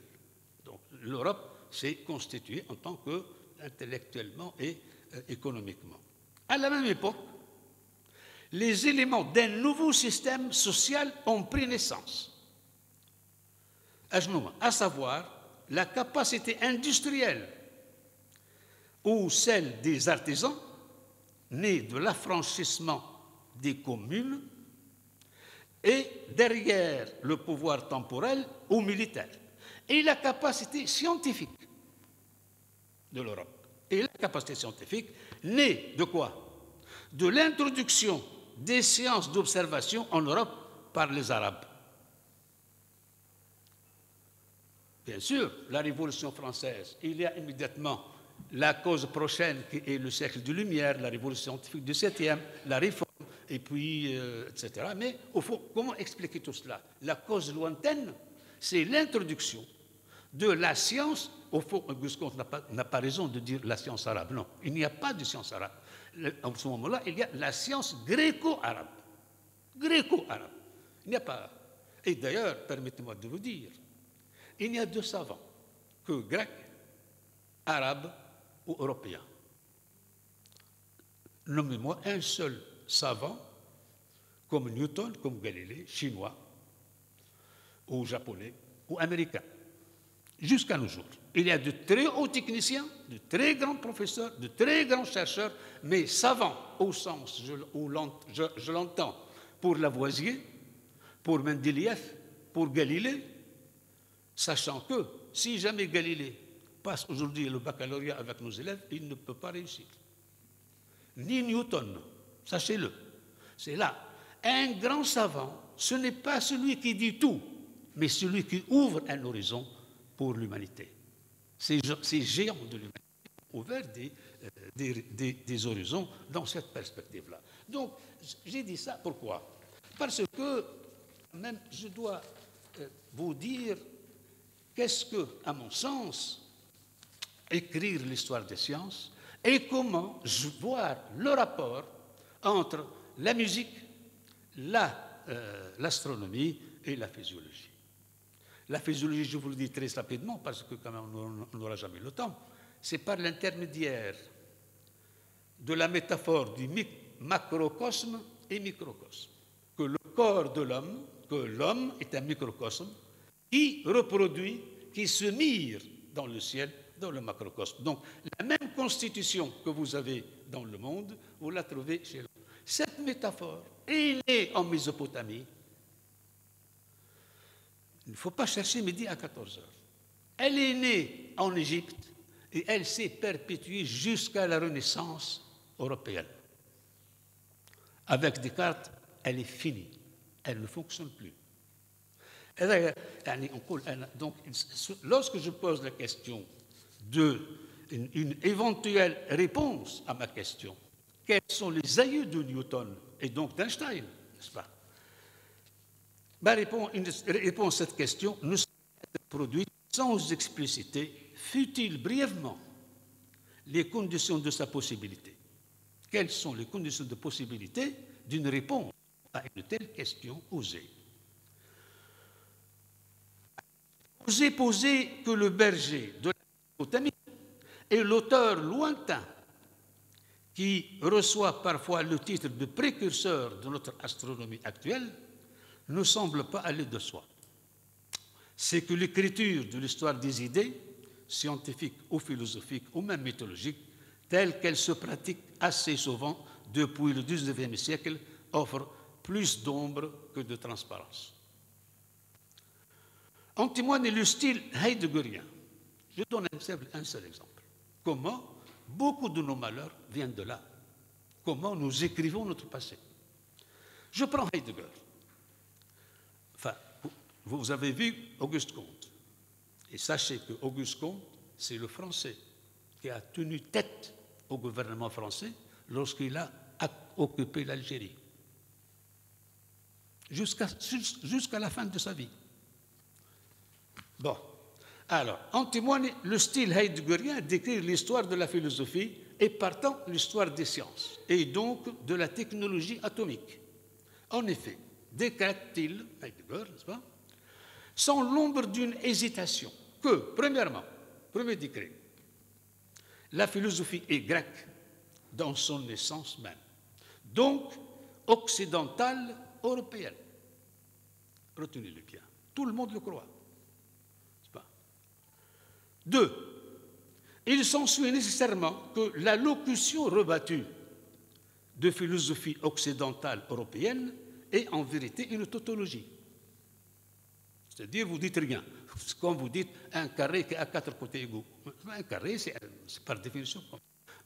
Philosophie, c'est par définition, elle est occidentale et européenne. Pas autre chose. Donc, suit une explication.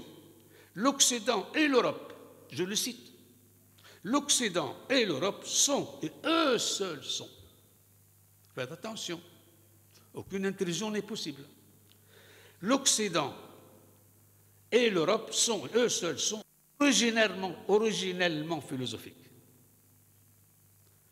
Puisque la philosophie est, selon un préjugé, aussi difficile à désagréger qu'un atome, la mère des sciences, si l'Europe est la mère de la philosophie, à l'origine de la philosophie, donc elle est à l'origine des sciences.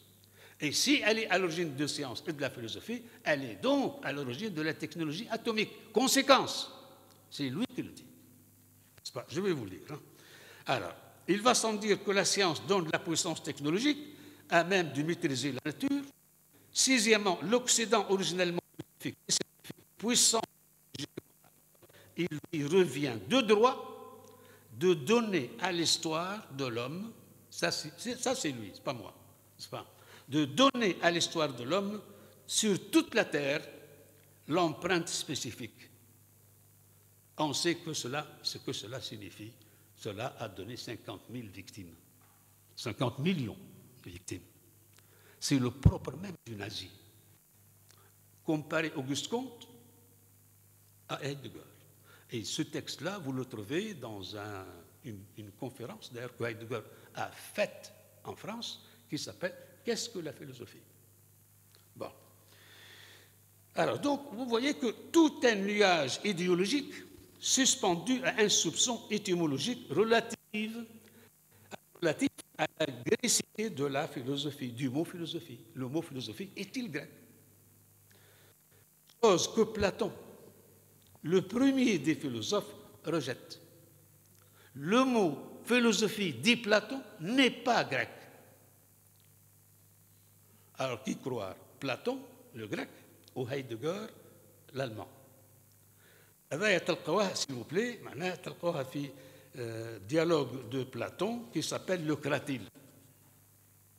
Le Cratyle, moi j'ai employé l'édition de Princeton, la traduction américaine. Alors, vous le trouvez, je vous donne le 41 412b, le paragraphe 412b, c'est là où Heidegger dit textuellement que le mot grec est étranger à la culture grecque. Je vais vous le lire. Bon, Sophia is very dark.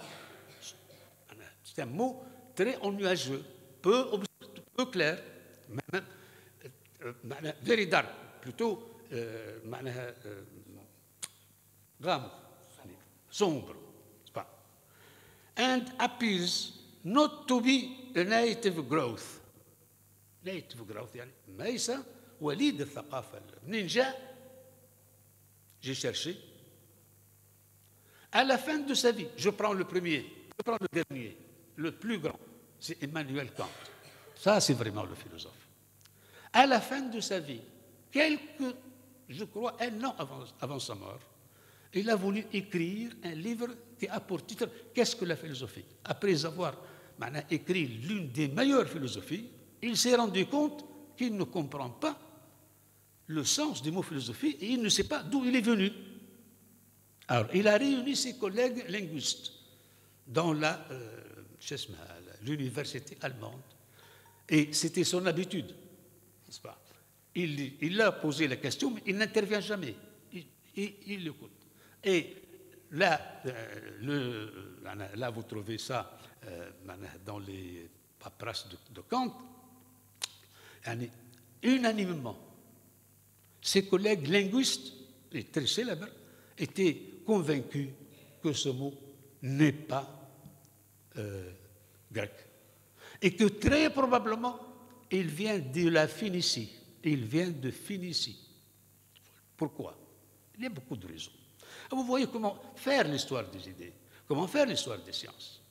Si l'on ne se débarrasse pas de ce que j'appellerais, permettez-moi de le dire, l'eurocentrisme, qui n'a d'égal d'ailleurs, malheureusement, que l'euro-arabisme ou l'euro-islamisme. Je vais vous donner quelque chose dans ce sens-là. Ça ne fait rien, même si je le lis en arabe, ça ne fait rien. C'est-à-dire que nous, musulmans, Heidegger, nous, Européens, sans nous, rien n'est possible. Ça va comme ça. Je peux répondre, nous, musulmans, sans nous, rien n'est possible. Et nous l'avons dit. Et c'est notre discours dominant, malheureusement. Il faut quand même voir, avant de voir la paille dans l'autre, dans l'œil de l'autre, voir la poutre dans le sien. شوف يعني واحد منهم هكا أنه لو لم يكن القرآن الكريم s'il n'y avait pas le Coran, alors qu'est-ce qui va se passer? لكان العالم اليوم غير ما هو عليه في كل ما يستطيل به وفي تقدم وانبساط. C'est-à-dire que l'humanité aurait été perdue. Bon, je dirais que c'est normal. Mais pour faire l'histoire des sciences maintenant, il va falloir d'abord se libérer de ce complexe du centrisme. Qu'il s'agisse de l'eurocentrisme ou de l'arabocentrisme, pour libérer l'esprit de ce qui, en lui, fait obstacle à la spiritualisation. Il faut libérer d'abord la raison de ce qui, dans la raison elle-même, fait obstacle à l'intellection du monde et à la compréhension des hommes. Lorsque je dis que je vais... Autrement dit, j'ai suivi ces problèmes-là chez les Arabes, chez les Indiens, chez les Indiens. C'est toujours la même logique. Toujours l'idée de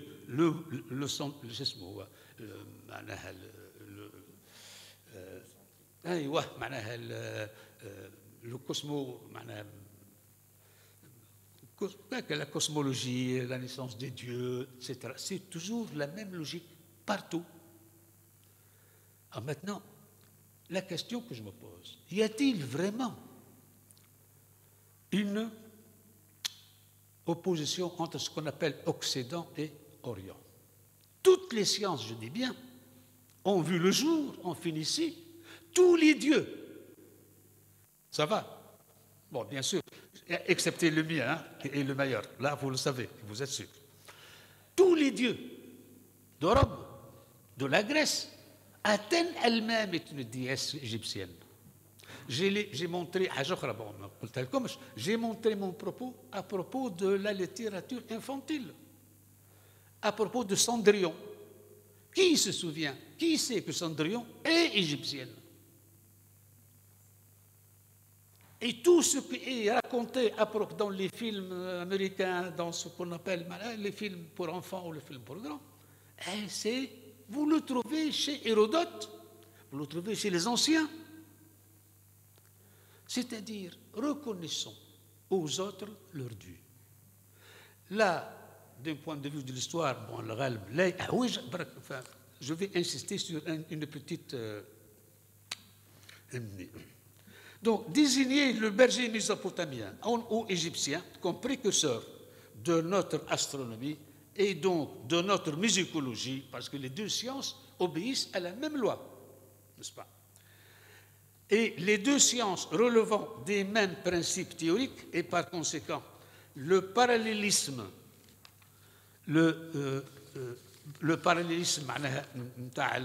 microscopique, macrocosme ou microcosme, on va finir, hein, aidant de notre physiologie, peut aisément être taxé d'imprudence ou d'outrecuidance. Or, toute métaphore mise à part, comment ce truc de nationalisme, d'égocentrisme bloque la pensée. Je vous donne un fait, tout simplement. Vous savez, Maupertuis, c'est un grand savant. On lui a reproché d'adopter la physique newtonienne, défendue par d'Alembert, retrouvée l'introduction de l'encyclopédie, et Monsieur Newton, Monsieur Maupertuis, nous dit qu'on peut être un bon citoyen français sans adopter nécessairement la physique de son pays. C'était le premier qui a adopté la physique, n'est-ce pas, newtonienne en France. Par la suite est venu Voltaire, c'est là-bas de ça. Bon. Mais Madame la marquise de Châtelet, qui a traduit les principes, et jusqu'à présent, aucun Français n'a osé reprendre le travail de Madame de Châtelet. Aucun, n'est-ce pas? Parce que c'est un travail parfait. Bon. Alors, là, on peut être un bon citoyen. L'Académie française, des années durant, l'Académie des sciences, des années durant, fait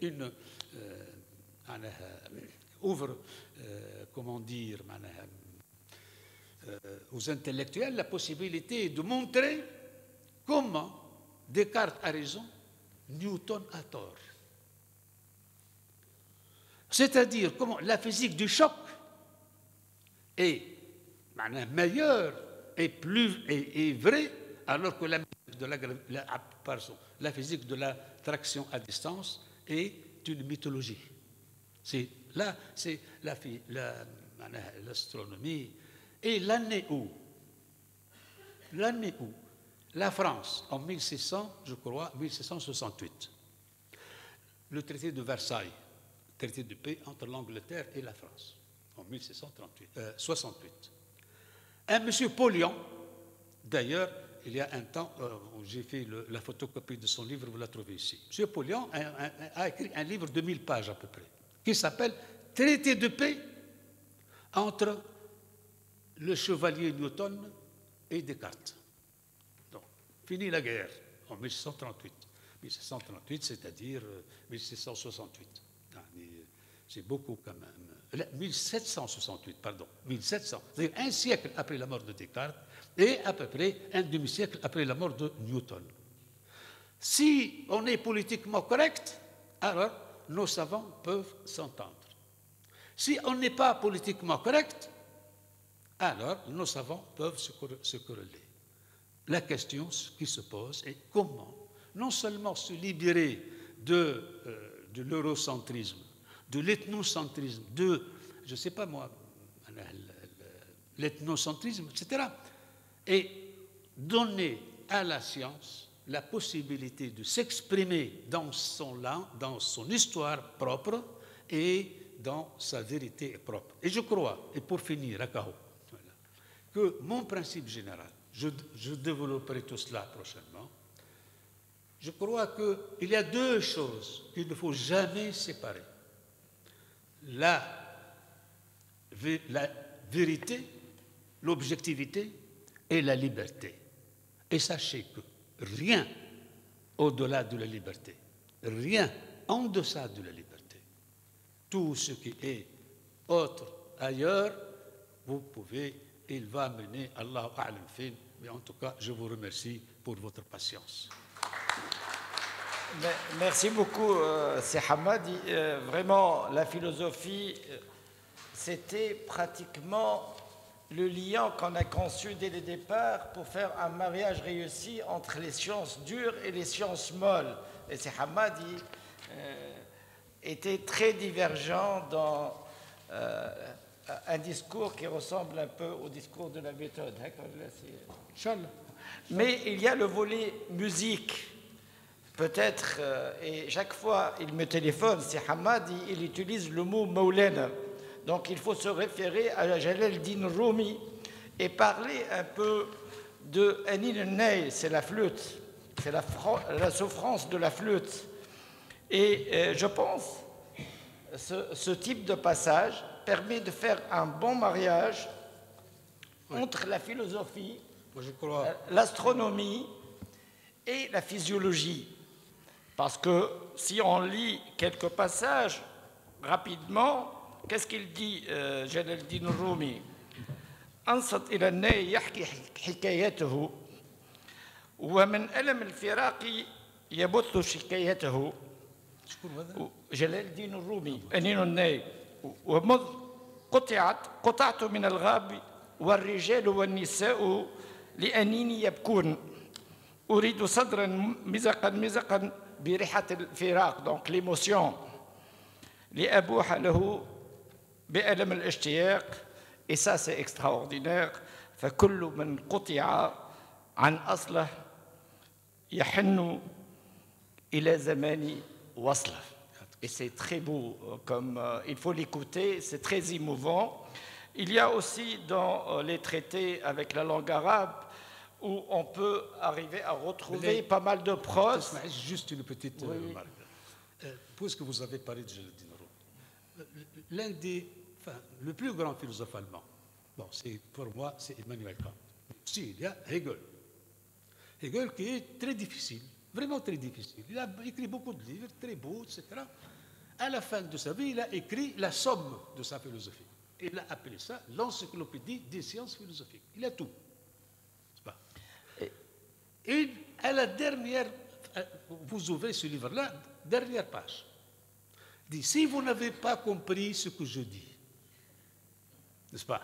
Et c'est vrai, vraiment c'est difficile. Il y a la chimie, il y a la physique, il y a l'astronomie, il y a tout cela. Alors, je vous donne ce poème à méditer. Méditez-le et vous allez tout comprendre. Et ce poème est un poème de Jalal Din Rumi. À la dernière page, vraiment.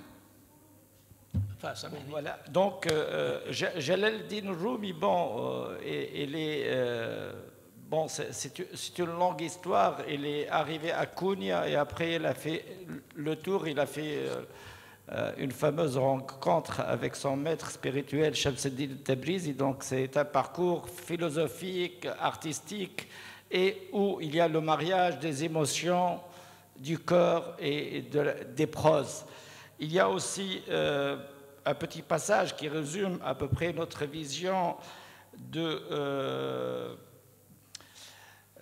أبو أحمد الغزالي qui dit من لم يحرك الربيع وأزهاره والعود وأوتاره فهو فاسد المزاج ليس له علاج. Donc, quelque part, on va terminer pour faire la promotion de cette nouvelle vision et essayer de moduler positivement les émotions de l'inerte et du vivant. Et je vous souhaite un très bon appétit. Je remercie mon collègue, ami, professeur Hamad Ibn Jabal. Merci à vous.